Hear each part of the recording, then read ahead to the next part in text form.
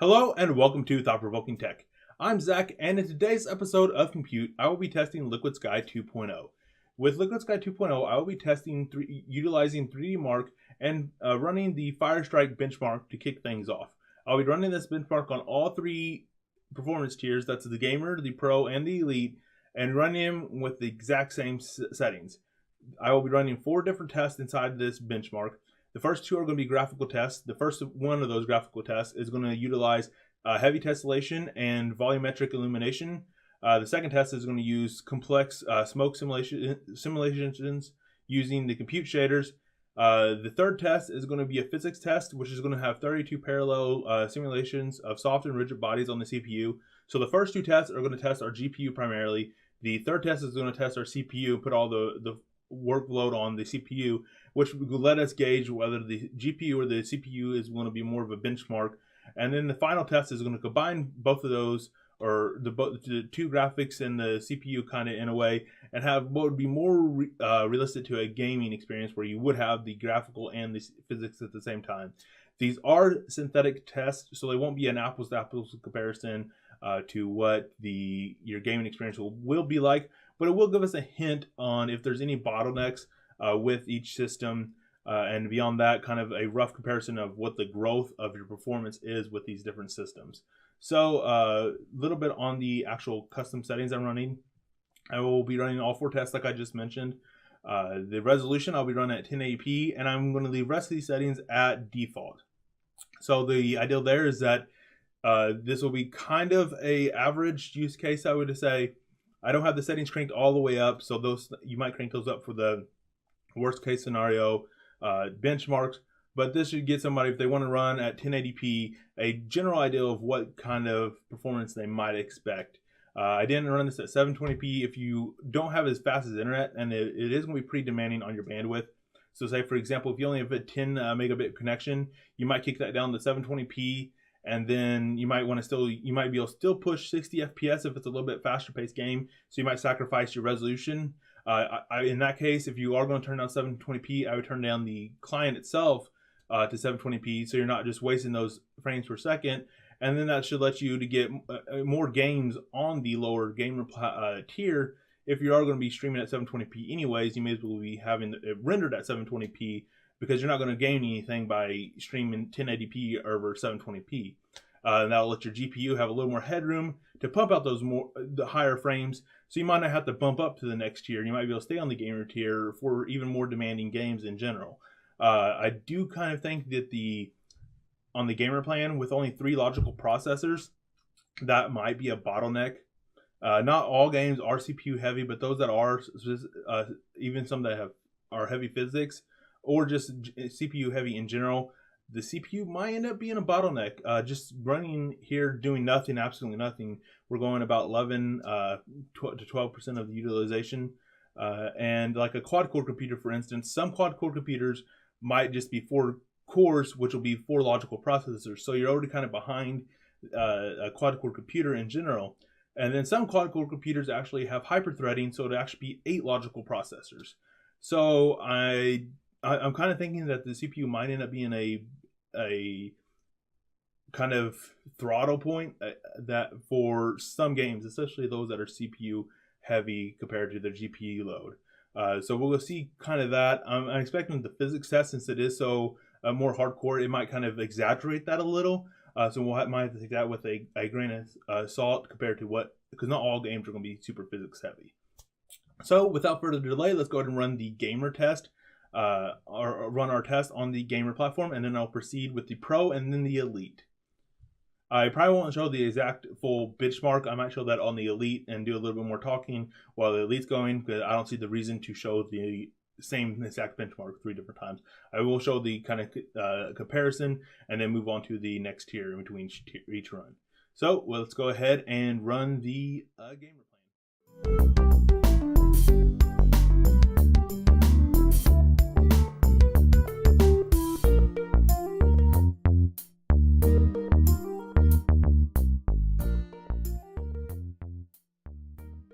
Alright, so here we have the gamer tier final results with 3D Mark on the Firestrike test. So you can see that the graphics score is actually pretty impressive overall. it's getting 10,949 with the two tests averaging 52 and 43 FPS respectively. Now it's where the physics and the combined scores come in that it's a little less impressive and a little possibly worrisome. Is that a word, worrisome? A little worrying. With the physics test coming in at 14 FPS and the combined test coming in at 15 FPS. The physics score overall was 4,412 and the combined score was 3,252. Keep in mind these are at 1080p, the 1080p resolution. So you can see down here in the monitoring, GPU, it was over the place a little bit, but there weren't huge spikes in the lows. This is a synthetic test, so that probably isn't going to be something that's going to happen anyways with a synthetic test. But it could happen in games, and your low is going to be another very important thing to keep in mind because you could have a 50 FPS butter smooth game for the most part, and then have dips down to 15 and stuttering at that point, and that's going to be a very important thing to look at. The CPU, I think, might be kind of a bottleneck here because it is only 3 logical processors. Like I was saying, with a quad-core computer, you might have either 4 logical processors or even 8 logical processors with a quad-core computer. So that is something to keep in mind. However, gaming isn't super multi-threaded. That is why with the recent Ryzen launch, Ryzen is not as good in gaming use cases as Intel's i7 or even the i5 because those can be clocked at 5 gigahertz or possibly even higher than that. Those super high individual core clock speeds is very important for gaming because it isn't as heavy on the multi-threaded. It's been a little while since I took my computer science classes, but back then, which was about 5 or 6 years ago, that was a major issue for game programmers simply because everything is being done in real time, and to do this task you kind of have to know what's going on in this task, and it's kind of hard to split those up and have completely independent threads for your gaming because you don't really know what this one's doing because you have to wait for the user input. With like things like rendering or rendering a video or even rendering a 3D scene, you kind of all that data is kind of there. You know what you need to do. It can kind of break out into different areas and start rendering that little area or rendering this set of frames, and the other thread can render this set of frames or something like that. In general. With gaming, you don't really have that luxury, so it is something that they have to work on a higher level. And one thing to point out is the Liquid Sky CPUs are only running about 2.6 gigahertz. That might end up being a ongoing kind of bottleneck. I will test that to see if the higher plans do have a higher clock speed, but that might actually end up being a sort of bottleneck especially for CPU heavy games that don't really have multi-threaded support or any way that are really kind of restricted to single or just like a couple of different cores and not really able to take full advantage of all the cores that are available on the higher plans. So it will be interesting to see kind of which games are available, which games do take advantage of the multi-threaded, and if that low clock speed might negatively impact these games in general. Here you can see it pretty heavily, but this isn't a synthetic score, so I do want to point that out that this physics test we'll probably need to take it with a grain of salt, and actually when we get to the real gaming test it might be a little bit better insight. But it is pointing out that it looks like the CPU is going to be at least synthetically a bottleneck, and it'll be something interesting to keep an eye on as we expand upon. These synthetic tests actually might do a lot better with multi-threading than a game might too, so that's another thing to keep in mind. So with those thoughts in mind, let's go ahead and stop this. I'm going to load up into the Pro Performance tier and run that test. Alright, so here we have the final results for the Pro tier. Graphics were essentially the same with a total score 10,914. That's within our margin of error between tests. I don't expect those to be exactly the same. They were slightly lower, but that's within the margin of error, I would say, and not to really have any actual negative context with that score. The physics score totaled 9,763, which was a massive increase, over double the increase, but we did see double the logical processors with the Pro tier. So keeping that in mind, I would expect to see a lot higher physics score. It does seem like that physics score will kind of increase somewhat linearly with the increased core count. So that might not be a direct representation of what a lot of games will do on the CPU side, but it does show that the gamer tier was kind of limiting at least the hardcore physics test that the 3D Mark test does based on the CPU. A little more interestingly, the combined score didn't increase a ton, going to 4,082 with an average of roughly 19 FPS. It's 18.99. So may as well say 19 FPS on the combined score. A thing to point out, other than this little spike of over 5 gigahertz, don't know what that is about, but we once again stayed at 2.6 gigahertz on the CPU side. And so what this is kind of indicating to me early is that the increased VRAM is definitely going to be useful for games where you're going to run higher resolution textures. Those are going to definitely need a lot more VRAM, as well as other use cases such as when you're running higher resolutions. Right now they can't stream anything higher than 1080p. But if you did want to run higher resolutions, you would even need, that's where high resolution textures and everything along those lines comes into play. What this is indicating, though, our lack of increase in the graphics scores is indicating that the different performance tiers don't actually have any raw increase in the computing power of the GPU. So there doesn't seem like there's any more cores or increase in the clock frequency of the GPUs themselves. That the only thing we're really buying when we're going up from the gamer to the pro tier is that increased VRAM, that the doubling of the logical processors, and the doubling of the system memory itself. So all those will have impacts on the gaming, but that might indicate that in the current state, as long as the Elite is using the same hardware that the Pro and the gamer plans are using, that the Elite plan actually might not be mandatory and might not actually see that much gains over what the Pro plan will actually give you.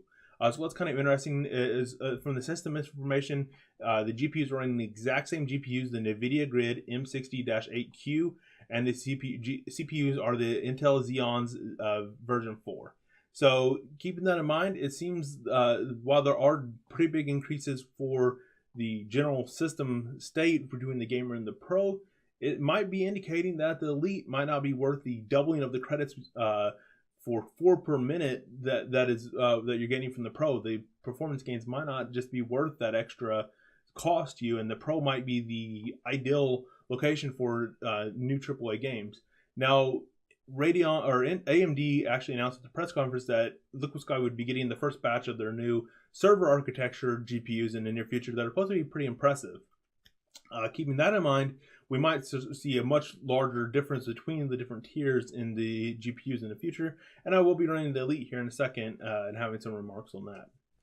So on that note, let's go ahead and jump to the Elite test and go ahead and run it. Alright, so we are now running on the Elite performance package, running the graphical test 1. So as you can see here, just by the frames per second, I can already tell that the Elite package isn't really going to include much of an increase over the Pro package, and essentially is going to pretty much be neck and neck with the raw computing performance of the GPU. So it doesn't seem like there's any core clock increases on the GPU itself, any increases in the shader models or anything along those lines. It doesn't seem like there is any of those increases other than that VRAM increase.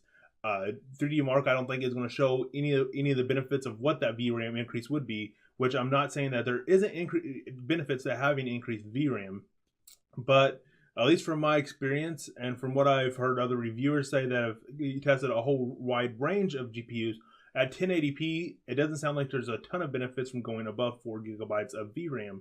And that above, 8 gigabytes of VRAM is more in tier for what you're looking for in 4K gaming, which is something that Liquid Sky is not capable of doing at this point in time. So just my gut feeling of the early test and what this is kind of indicating is that Liquid Sky, the Pro plan is probably going to be the optimal test. Now I will be doing games and doing real-time performance impacts and seeing if that is actually the case, but that is kind of what the initial test with 3D Mark is kind of indicating to me. So like I was getting at, there is benefits to the increased VRAM, but it looks like the Pro tier, and that was the graphical test too, which I kind of went over. And now we're getting ready to run the physics test. but it doesn't look like the VRAM increase is the only increase between the different GPUs.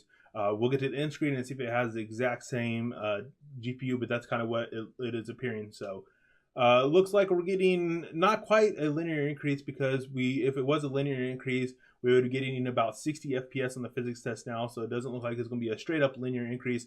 It looks like it's about 150% increase on the CPU side on the physics. So it is looking more and more, at least with these early indications, that the elite tier might not actually be worth double the credits. So keep that in mind with your gaming. It might be pointless to spend, double the money, because the credits essentially translate into real world money. It might be pretty pointless and a waste of your cash to upgrade to the elite for pretty minimal increases in your actual raw performance. And I think part of that is due to the fact that they're using the exact same architecture. And I am super interested in seeing where Ryzen, Ryzen's the CPU architecture, whatever AMD's GPU server architecture is called. Blanking on that right now. I'd have to look it up, and I don't want to do that while I'm doing the video, but whatever that is, I'm kind of interested in seeing what that'll bring. Hopefully that doesn't mean huge downtimes and issues like we're experiencing right now, and hopefully Liquid Sky will learn from what we're experiencing right now in the future and have better communication. But the tests are pretty much showing within margin of error the exact same scores on graphics, about 150% increase roughly on the physics score for double the CPU, so I would expect that to be a little more, and really not much increase at all on the combined score. Let's go ahead and show the details real quick. Running at essentially 2.6 gigahertz on the CPU again, and CPU doesn't, or the GPU doesn't seem to have any super low dips or anything along those lines. So early indications are confirming what I was starting to feel after I'd done the Pro, is that the GPUs, which is still the NVIDIA Grid M60-8Qs, and the CPUs is still the Intel Xeon V4. It doesn't seem like the GPUs are getting any more compute power as the tiers increase. They're just getting the extra VRAM. I do know that 2 gigabytes of VRAM is really low, and actually 3D Marks on some of the higher end benchmarks. So go ahead and run over there. It'll actually tell you that this may not be compatible with your computer with the 2 gigabyte RAM. It'll kind of scream at you, because that is pretty low for AAA games. But this is kind of indicating that the Pro might be the ultimate tier right now, and it might be a waste of your money to do Elite. So definitely keep that in mind. There are free tools out there. I will be testing a lot of games and a lot of real-time applications, but I can't get to everything. There are other guys out there doing tests. We'll try to do very thorough tests, so come back and check those out as I release those for games that you're interested in. But it is indicating that Pro might be your best bet, so it might be a good idea.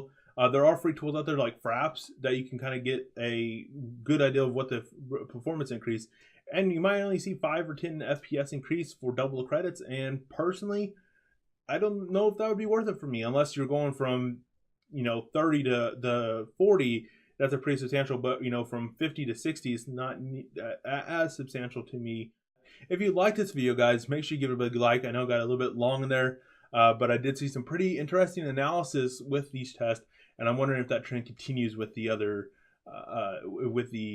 test and the real-time test that I will be doing in the near future. If you have a game that you want me to benchmark, and if I have that, I will benchmark it. If I don't have it, I might consider buying it if it might be something I might end up playing one of these days. But if you do have a game, just mention it in the comments below, and or tweet me, and I'll look into benchmarking it. Beyond that, if you did like this video, consider subscribing. Greatly want to give a heartfelt thank you to everybody that has subscribed so far, and continue to hopefully to grow and expand. We'll be doing a lot of Liquid Sky coverage, so if you're interested in that particularly, make sure you subscribe to stay tuned for more great videos from Thought Provoking Tech. If you did find this video useful, maybe share it on your social media sites that you partake in, and kind of spread the awareness of Liquid Sky and Thought Provoking Tech too. Benefit for both of us at the same time. Once again, thanks for watching, guys. I hope you found this video both entertaining and informative. I hope it taught you a little bit more about the new Liquid Sky 2.0 hardware that's available right now. and what the future of Liquid Sky might entail, and kind of give you some insight into what kind of packages, at least kind of as a starting point, to load into your games. So that's pretty much it for this video, guys. Thanks for watching.